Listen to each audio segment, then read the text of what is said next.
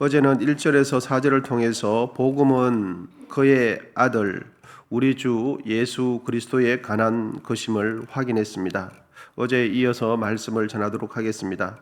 5절은 이렇게 시작합니다. 그로 말미암아 우리가 은혜와 사도의 직분을 받아 그의 이름을 위하여 모든 이방인 중에서 믿어 순종하게 하나니. 5절을 시작하면서 시작 부분은 그로 말미암아 이렇게 시작하죠. 이 말을 조금 더 정확하게 표현하면 그에 의해서, 그를 통해서 이런 표현이 되겠습니다. 그러니까 그로 말미암아라는 이 표현은 그를 통해서만, 그에 의해서만 이렇게 해석하는 것이 정확한 문장을 해석이 되겠습니다. 그래서 그를 통해서만 하나님께 선택되는 것이 가능하다. 그에 의해서만 하나님께서 보내시는 사도가 될 수 있다 하는 것입니다. 그럼 여러분 5절 시작할 때 그로 말미암아라고 할 때에 이거는 누구일까요? 그래서 바로 앞절 4절 끝부분에 보면 그가 누구인지를 알 수 있습니다. 그가 누굽니까? 우리 주 예수 그리스도, 그를 통해서요. 우리 주 예수 그리스도, 그를 통해서만. 그렇습니다. 우리 주 예수 그리스도만을 통해서 하나님의 은혜를 받을 수 있는 거죠. 예수 그리스도만을 통해서 하나님께 선택될 수 있어요. 하나님의 자녀로 선택될 수 있는 길은 다른 길은 없습니다. 예수를 통해서만 가능합니다. 그래서 하나님께서 우리에게 구원받을 만한 다른 이름을 예수님 외에, 예수 외에 다른 이름을 주신 일이 없어요. 지금 우리가 주의 몸된 교회의 공동체의 일원이 될 수 있었던 것은 누구를 통했습니까?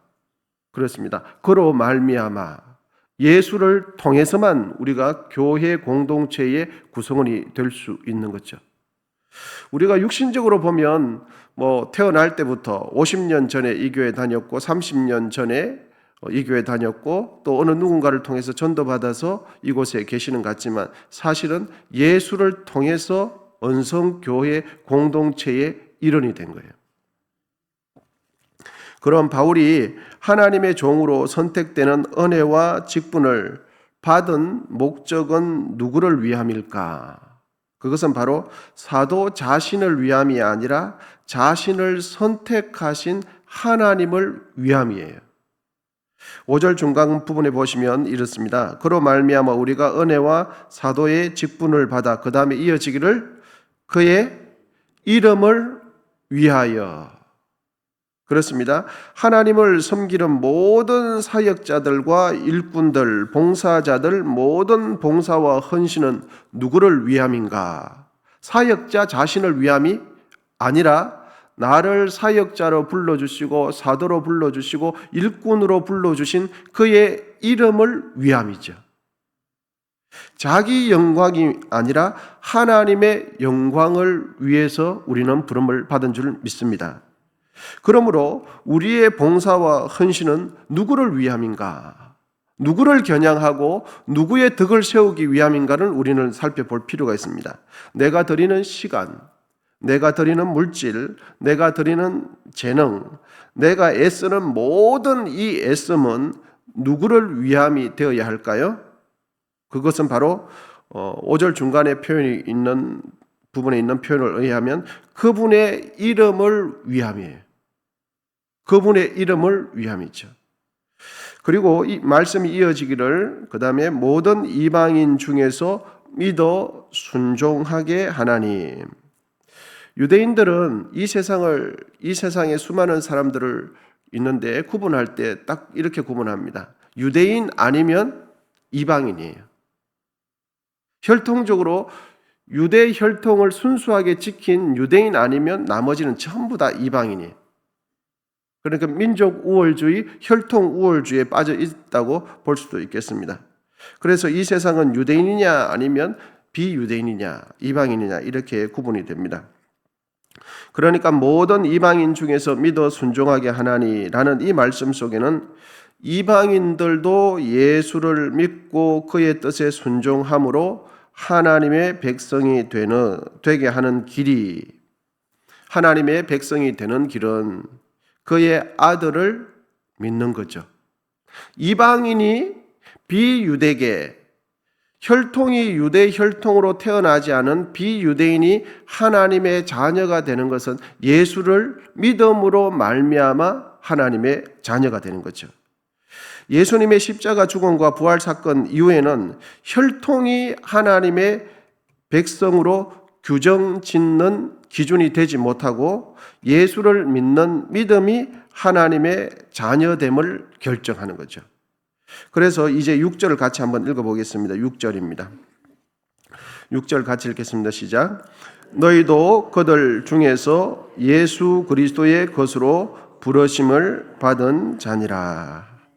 바울은 지금 로마에 있는 로마 교회 성도들에게 편지를 하면서 이렇게 합니다. 너희도, 그러니까 5절과 6절 사이에 지금 5절에서는 비유대계의 이방인들이 하나님의 자녀가 되는 것은 그를 믿음으로 말미암아 되었다고 하고 6절에서는 너희도 이렇게 기록을 하고 있는 거죠.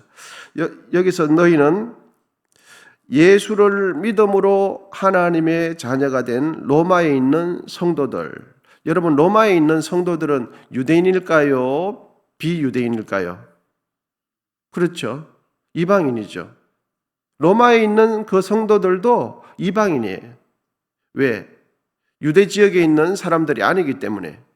그래서 그 로마에 있는 사람들이 하나님의 자녀가 될 수 있는 것은 그들이 무엇 했기 때문에 하나님의 자녀가 됩니까? 예수를 믿었기 때문에. 그래서 너희도 이렇게 기록하고 있는 겁니다. 사람이 완전하신 하나님께 의롭다함을 받는 유일한 길은 예수 그리스도, 그분을 믿음을 통해서 가능한 것입니다. 유대인이든지 이방인이든지 헬라인이든지 야만이든지 누구든지 하나님의 백성이 되는 유일한 통로는 하나님의 아들 예수 그리스도만을 통해서 되는 겁니다. 이것 외에는 다른 조건이 없습니다. 바울은 로마에 있는 성도들에게 이제 편지를 쓰면서 인사를 이렇게 편지의 서두에 인사를 이렇게 기록합니다. 7절입니다. 로마에서 하나님의 사랑하심을 받고 성도로 부르심을 받은 모든 자에게 하나님 우리 아버지와 주 예수 그리스도로부터 은혜와 평강이 있기를 원하노라. 우리도 지금은 손편지를 많이 쓰지 않지만 30년, 40년 전에는 손편지를 많이 썼지 않습니까? 그때 이제 첫인사, 본론을 쓰기 전에 첫인사 별일 없어지냐고, 날씨가 뭐 이렇게 여름을 지나서 가을이 접어들고 또 환절기 때 건강하느냐고 이러면서 첫인사를 먼저 쓴 것처럼 바울도 이제 편지를 본론을 쓰기 전에 첫인사를 이렇게 쭉 기록하고 있습니다. 여러분, 받을 자격 없는 사람에게 조건 없이 주는 것이 무엇입니까? 그 호의가 바로 은혜예요. 은혜는 받을 자격이 있어서 주는 것이 아니라 자격이 없음에도 불구하고 그에 주어지는 것이 은혜죠. 선물도 똑같지 않습니까? 선물은 내가 대가를 지불해서 받는 것이 아니라 그 사람이 나에게 주고 싶기 때문에 주는 것이 선물이죠. 그래서 바울은 로마에 있는 성도들에게 편지를 쓰면서 하나님의 은혜가 너희에게 있기를 교훈하고, 그 다음에 평강은 샬롬에서 유래한 것으로 하나님의 구원이 완전히 실현된 평화와 안녕의 복지 상태, 그것이 샬롬인데 그 샬롬, 그 평강을 기원해 주고 있습니다. 편지를 보내는 바울은 로마 교회의 성도들에게 은혜와 평강을 기원합니다. 우리 교우님들께서 오늘 하루 머무시는 곳마다, 가시는 곳마다, 만나는 이들마다 언제나 하나님의 평강과 은혜를 흘려보내시는 귀한 통로로 쓰임받기를 축복합니다. 하나님의 은혜와 평강을 전하며 흘려보내는 것이 우리의 사명이에요. 우리의 사명은 내가 가는 곳에 평화를 만들어내는 것이 우리의 사명이에요. 내가 가는 곳에 하나님을 인식시킬 수 있도록 해드리는 것이 우리의 사명이죠. 여러분, 이 하루 어떻게 사시기를 원하십니까? 우리는 사실 비유대계 사람이죠. 우리는 이방인이에요. 우리가 이곳에 있고 우리가 하나님의 자녀가 될 수 있었던 유일한 길은 그로 말미암아